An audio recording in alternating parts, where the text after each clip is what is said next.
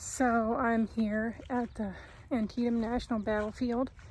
I'm at the visitor center. I was kind of hoping to go inside, but unfortunately it is closed. It's a beautiful day. You can see some of the monuments in the background. I'm just going to do the driving tour because there's a lot of different things to see here, and in order to see any of it, it's better to do the driving tour. That way you get around, because there are so many monuments, and so many different spots if you follow the whole story of the battle. So follow along with me.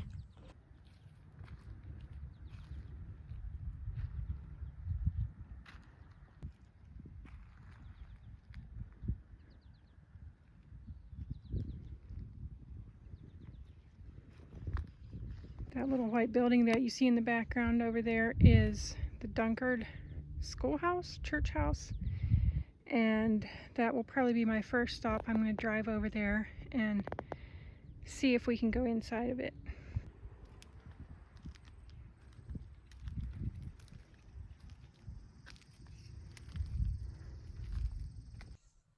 So I was a little disappointed that the visitor center was closed when I got here, because I wanted to get a map, because I knew this was a driving tour. And I knew they had signs, but sometimes it's just nice to have a map to keep track of where you're at. And I got out and looked around anyways, and then discovered that they actually had a map outside and some paper maps. You could pick one up if you wanted to. So that's what I did. So hopefully we will be able to find what we're looking for and not get lost or anything. And this is our first stop right here, just down the road from the Dunkard, or from the visitor center, is the Dunkard schoolhouse. So let's stop and see what we can see here. So it looks like this is a monument to the 5th Infantry, 66th Infantry, and 7th Infantry. And then we got a lot of signs explaining what exactly happened here.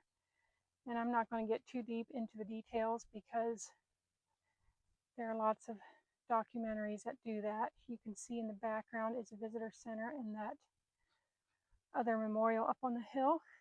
And then if you come down the road here a little bit, or down the trail, back here behind these trees, there is another memorial. And I don't think I've ever walked back to this one, so I think I'm just going to walk up to this one. It's a really pretty one, sitting here on a little knoll. I'm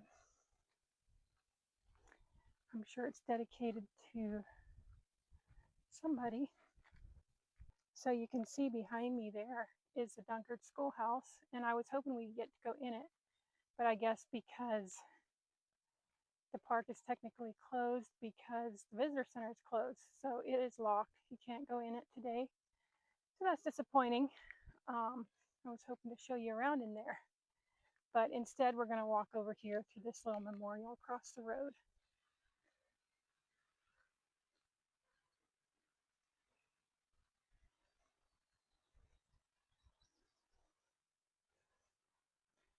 So it's honoring the charge of the 2nd Maryland on the Burnside Bridge right here. And we're going to go around and see that bridge here in a little bit. And then here is Brockenborough's Maryland Battery, repelling a charge at Antietam. So it looks like these are just different metal sculptures representing little scenes from the war.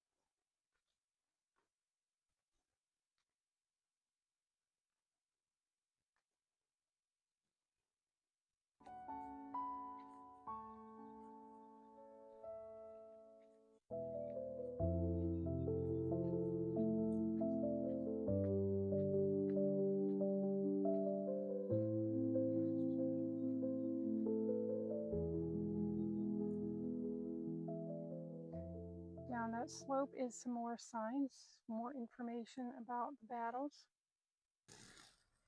So this corner of the road, there's a little monument. Looks like up here to the left is a couple signs.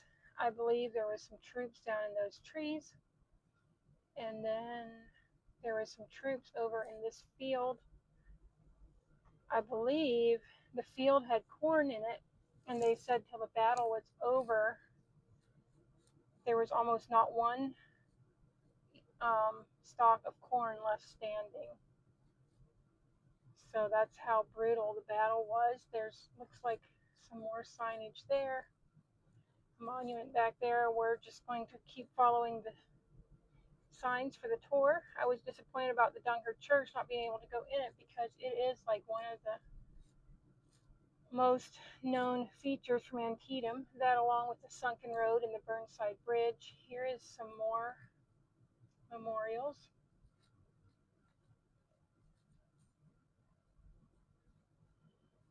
And up here is some more of the cornfield.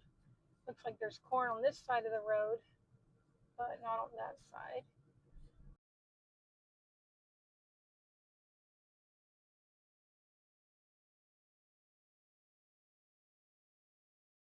So ahead here you see this big white farmhouse. This was the Miller farm, and they had wounded soldiers in this house as well.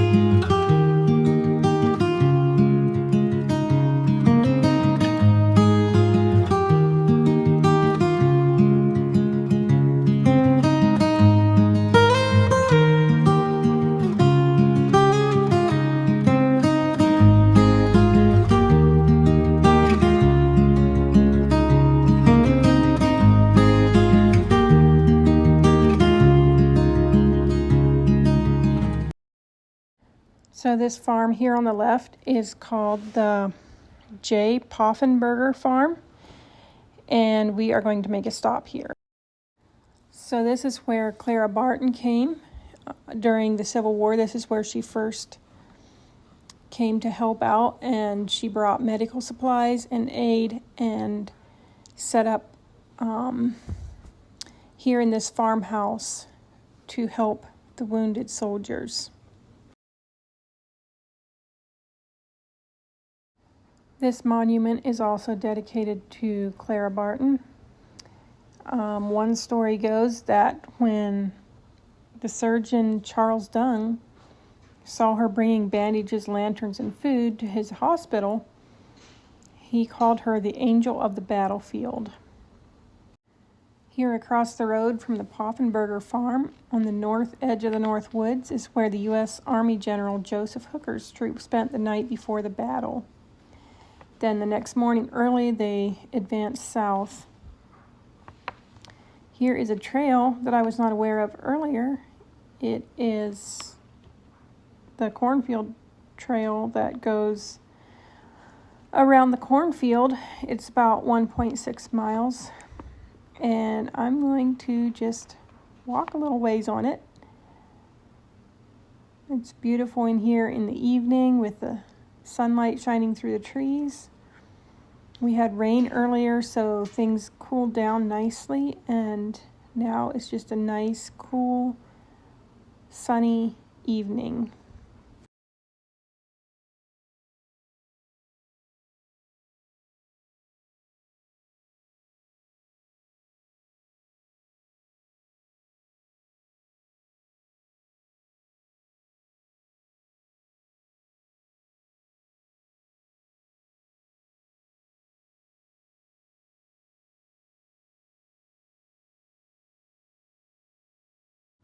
We are coming out to the edge of the cornfield. This field is about 24 acres, and it looks like soybeans are growing here this year, but it is just a beautiful, beautiful scenery to look at, and so peaceful. It's hard to imagine how much destruction happened here. They say the battle that happened here in this cornfield is one of the worst in the history of the Civil War.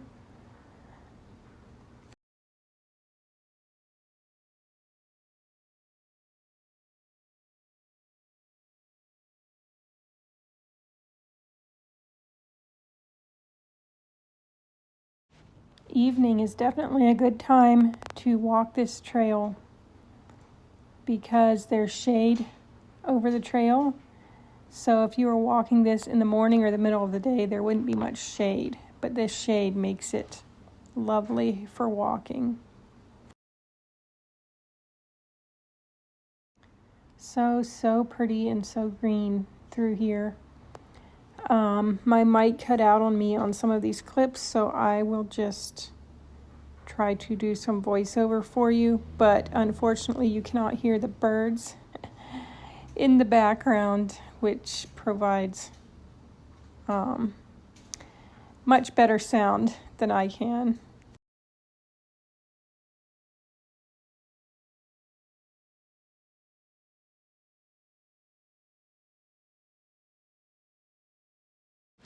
In this corner of the field is some corn planted, and I can't imagine being a soldier heading into this cornfield thinking you're hiding, and all of a sudden there's bullets flying through the air and you can't see which direction they're coming from.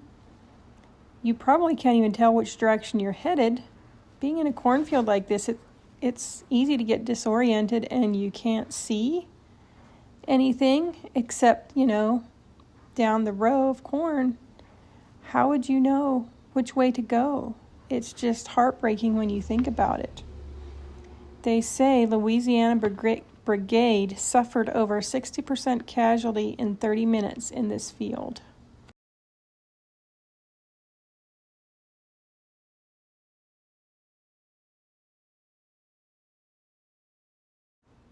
So we're coming up to the corner here, and as lovely as this trail is, I am not going to follow it the whole way around. I don't have time to do that before dark, and the road will take me where I need to go, right down through here in the same direction as the trail. So the trail follows the fence line and goes into those woods, but we will just go back and drive the road through it.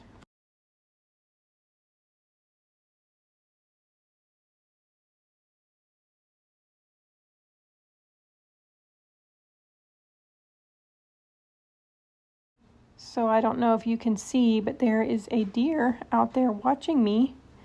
I think she came out to eat her evening meal of corn and beans, and she saw me, and she is definitely watching me. I think she might have a fawn with her.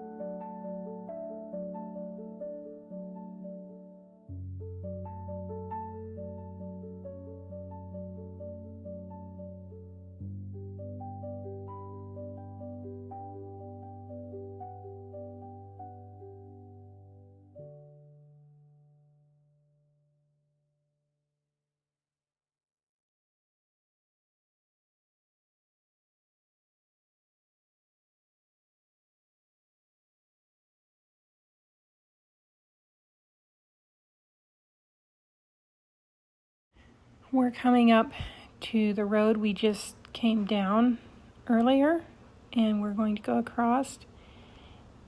And here's some more monuments with the cornfield in the distance. And across the road here, we are heading into what they call the West Woods.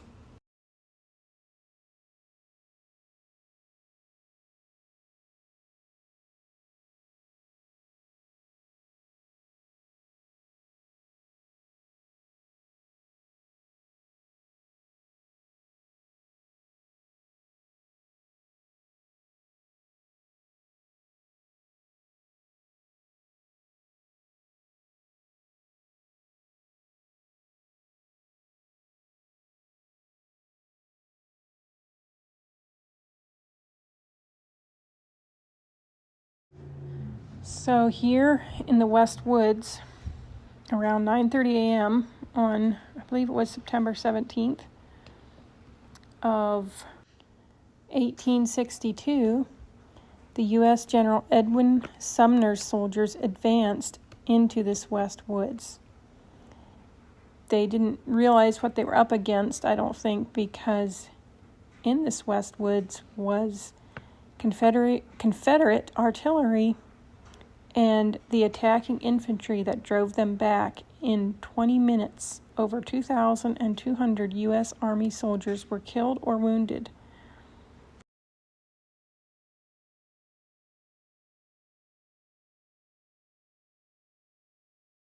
So the U.S. Army was coming through the cornfield towards this West Woods. They would have been coming from behind me in the direction that I'm going.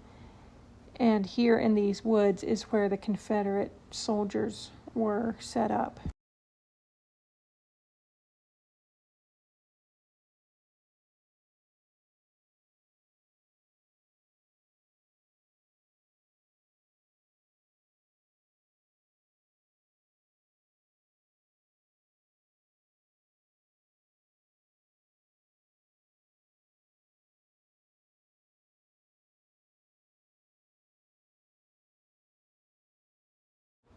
So here are some of the cannons that were used. And you can see there in the background the little hill which they built up to hide behind.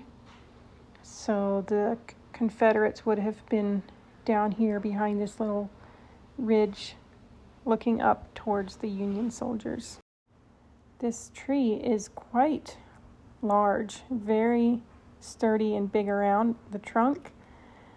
It makes me wonder if it was here during the war and what it saw. There are some other large trees here as well. Here is a little marker, but it looks like the words are missing, so I don't know what happened here. But we're going to follow this trail a little ways.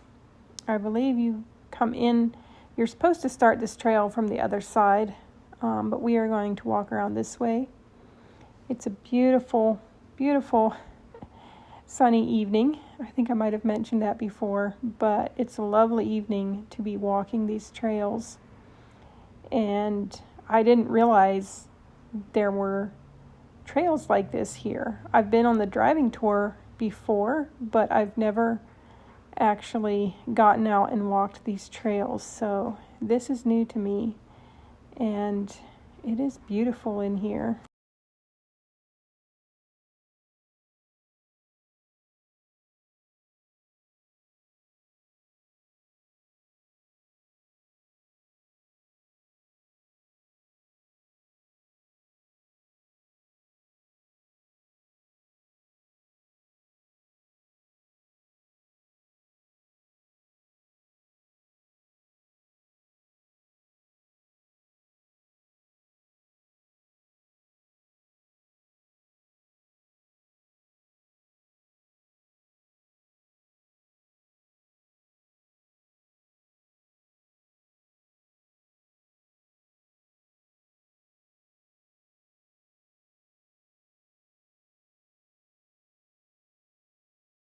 You can see we're coming up to the road. You can see the road out there through the trees. So this is the edge of the West Woods. It's just a short strip of woods, but it is beautiful in the sunlight. And let's see what there is to see out here.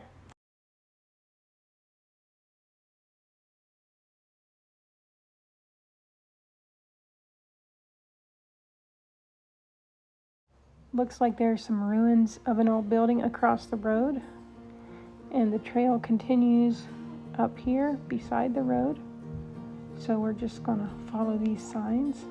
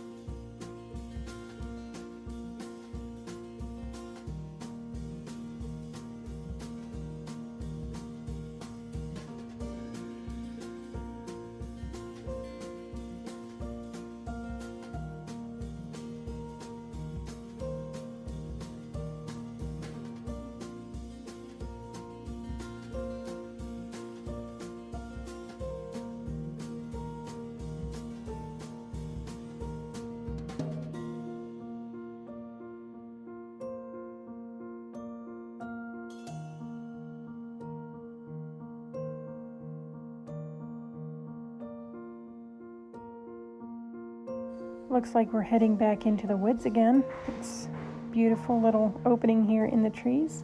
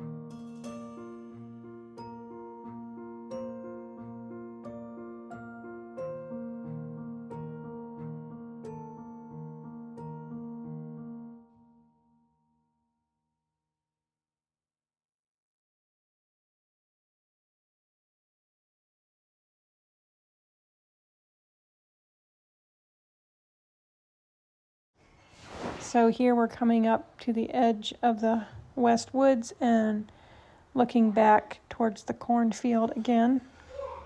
This is where the trail begins, and I went around the wrong way, but it doesn't really matter too much which way you take the trail. It's a pretty trail either way.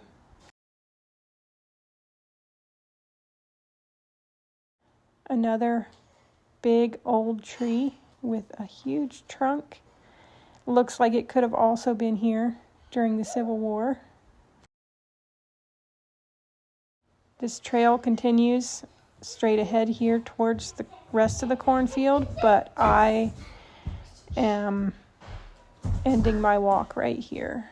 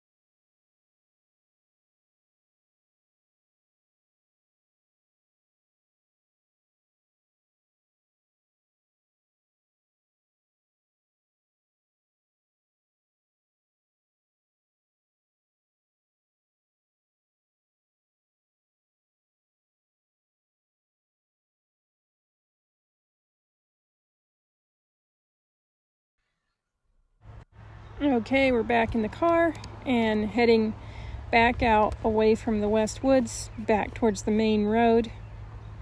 That was a nice little walk. So if you come here and you want some exercise and want to understand all the details of the battle better, it's a good idea to plan to hike these trails. Another sign for the tour, it goes to the right here, stop sign. And again, we are just backtracking a little bit.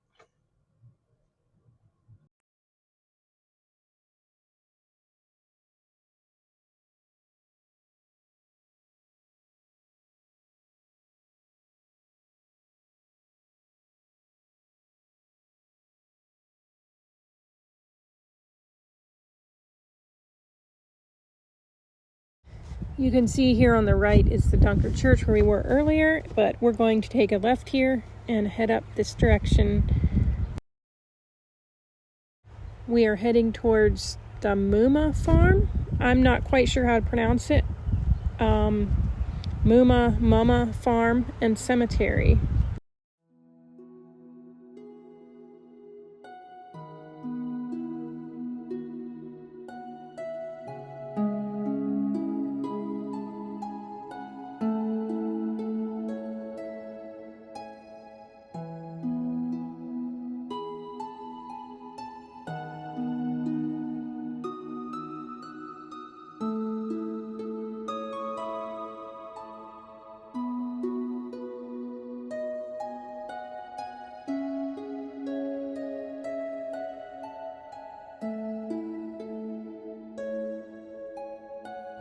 So according to records, the only deliberate destruction of property during the battle was the burning of this farm. Confederate soldiers were ordered to burn these structures to prevent their use by the U.S. Army sharpshooters. Samuel Mama and his family had fled to safety before the battle. The family rebuilt the home in 1863.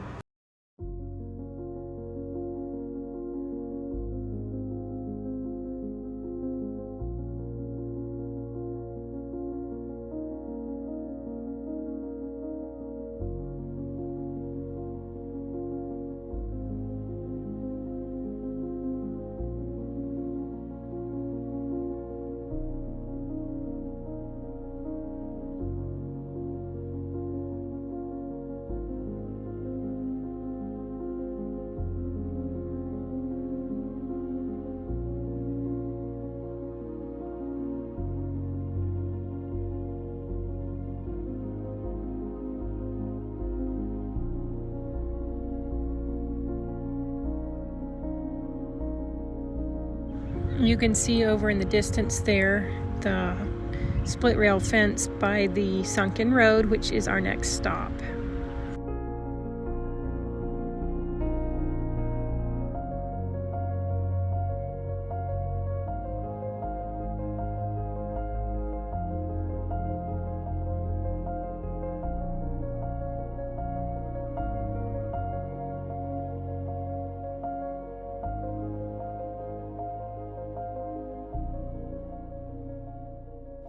The sunken road served as a breastwork for the Confederate Army for about 3 hours. Over 2,000 Confederates, later reinforced by additional troops, held off the attacks of a combined U.S. Army force of nearly 10,000. See it up there, the 2-track going between the rails. We're going to go up here and park and get a closer look at it.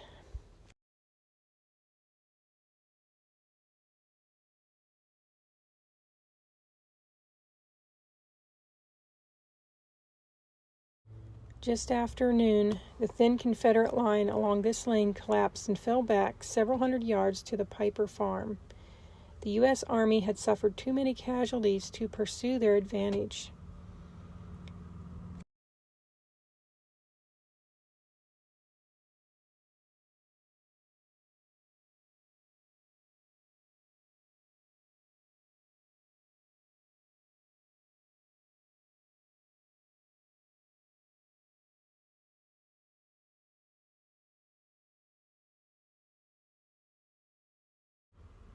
Seeing the dead in the road, an observer wrote, "They were lying in rows like ties of a railroad, in heaps like cordwood, mingled with the splintered and shattered fence rails. Words are inadequate to portray this scene."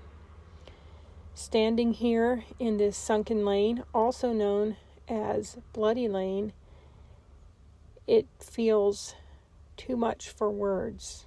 It is just unimaginable to think of what went on that fateful September day. All the bloodshed in this lane. Here is the view from the tower looking down over the scene. And here are some signs describing in great detail what all happened here at the sunken road. I wanted to go into this tower, but unfortunately it was locked, so I could not show you the view.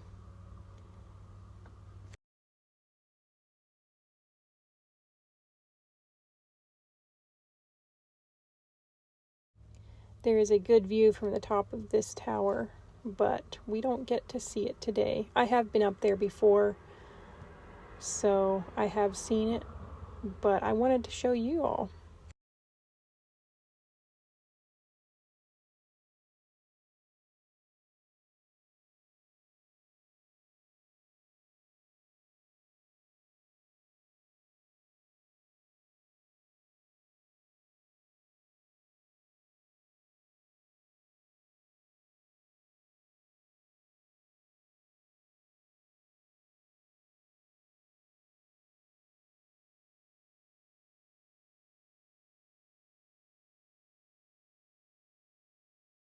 It is a beautiful evening out tonight, and I'm just hoping that I can make it through this park before it closes, because it is getting towards dusk. So we will continue driving on to our next stop, which is the Burnside Bridge.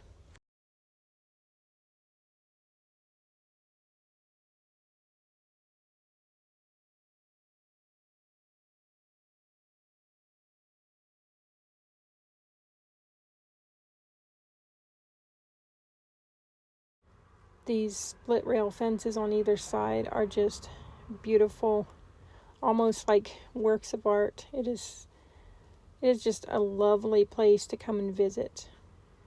Beautiful tributes and monuments for all the bloodshed that happened here back during the Civil War.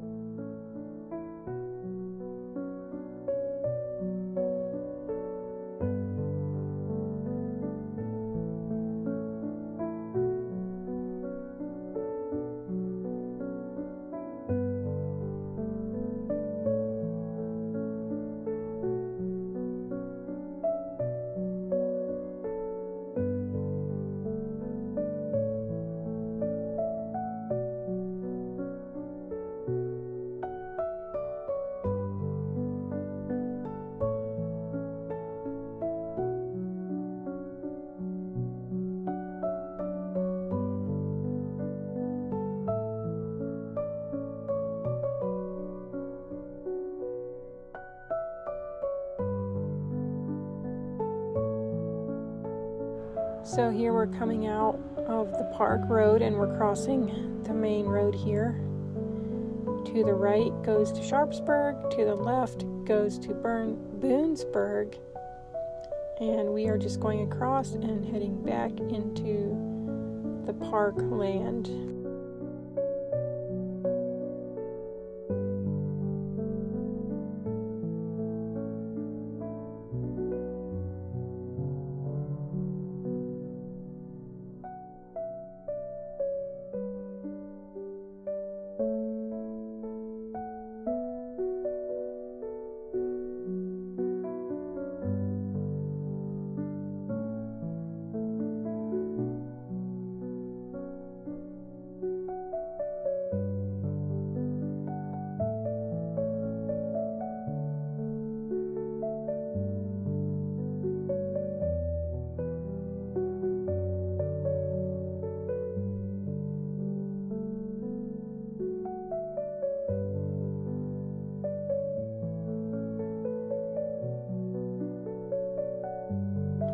Down here to the left is called the Sherrick Farm, and it's another beautiful old farmstead. These old farms that they've restored are just beautiful.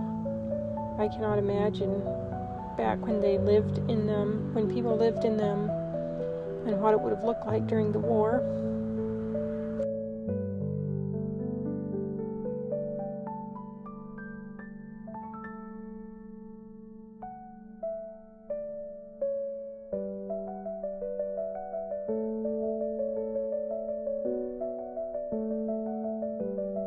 Here on the right is the Otto farmhouse. It's quite large.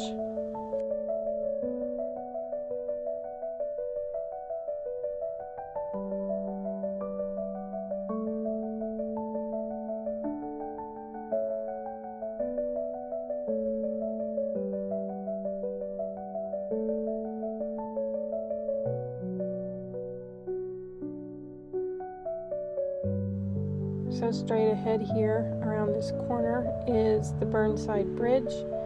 I was hoping to park here and walk out, but it looks like we will have to drive to the top to park.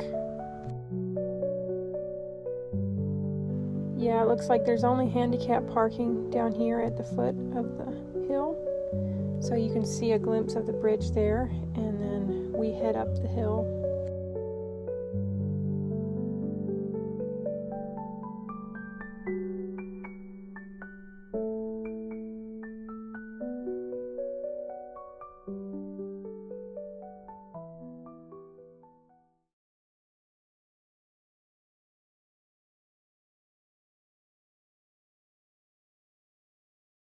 Looks like there's some geese in the parking lot. If you go down over this hill, there is extra parking, and I believe there's some outhouses down there if you're in need of those. These geese don't seem to be scared of people at all.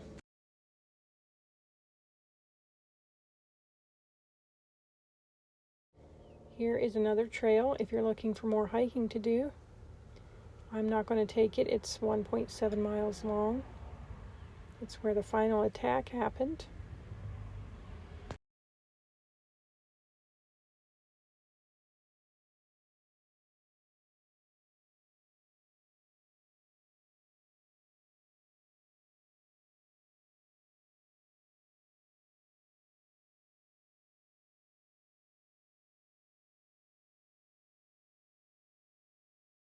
So the Confederates had this hill. This is where they were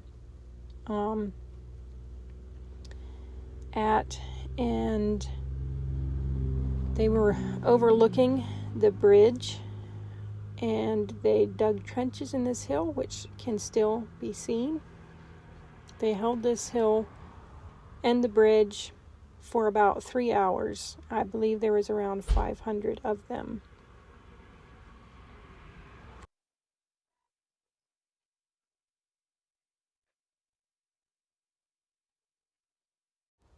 If you look, you can see the trenches that they dug. Can't imagine sitting there in those ditches and overlooking the bridge. You can see the bridge down there. It's a beautiful bridge. Well worth the time to walk down and look at it. I did not walk down because I've been having some trouble with my back, and going up the hill was a little too much for me, but I have been down there before, and if you go across the bridge, there is some more signs on the other side and a lot of information about this bridge. I believe Burnside eventually captured the bridge and crossed over Antietam Creek, which forced the Confederates back towards Sharpsburg. So we're just retracing our steps here back towards Sharpsburg. The final attack was to my left here, where that trail went into the woods. After taking the lower bridge, which was eventually named after Burnside, he moved west in the same direction we're heading, pushing back the Confederate right flank. And just as General Lee's line seemed to be breaking, the Confederate General A.P. Hill's Light Division arrived from Harper's Ferry to drive Burnside back to Antietam Creek.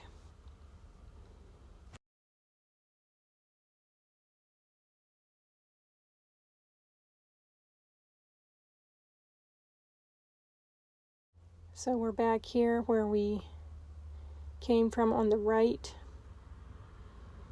and we are going to continue straight ahead, heading into the town of Sharpsburg. And again, as we come up over this little hill, we will see lots of signs with information about the final attack.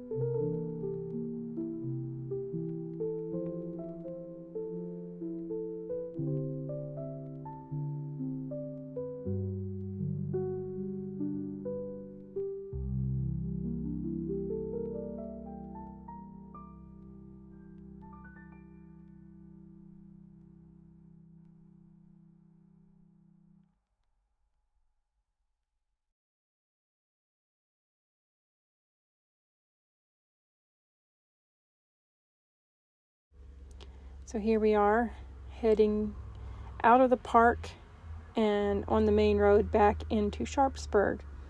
The last stop is the Antietam National Cemetery here in Sharpsburg. It actually was not here in 1862. There was actually Confederate artillery on the hill during the battle. And at first, after the battle, the dead were just buried where they fell. But later, they created this national cemetery, and the town cemetery across the road. And then the U.S. soldiers that died in combat or in hospitals were later brought back to this national cemetery and reinterred here. A total of 4,776 U.S. Army soldiers rest in the Antietam National Cemetery, along with some who served in 4 other wars. The Confederate dead were laid to rest in Hagerstown, Frederick, and Shepherdstown.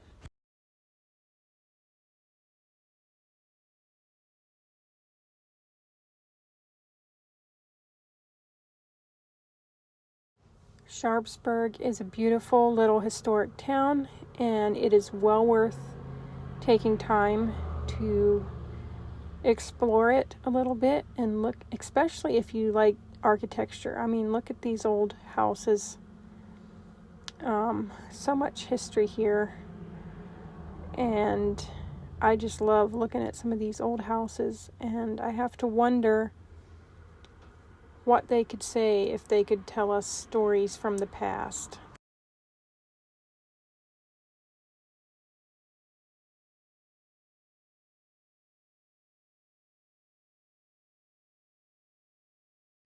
Such beautiful, beautiful old houses.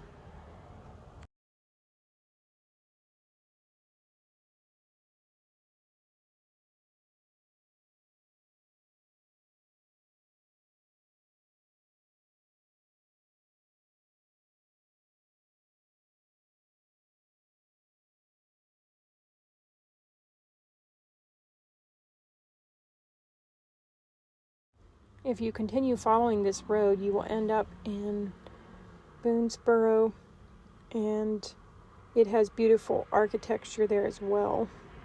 Here on the left is the limestone house, which has some historical significance as well. Here is a little town square. You can see, this limestone house was called the Piper House. And there's a beautiful old church on the corner. And up here is a building that was used as a hospital during the Civil War.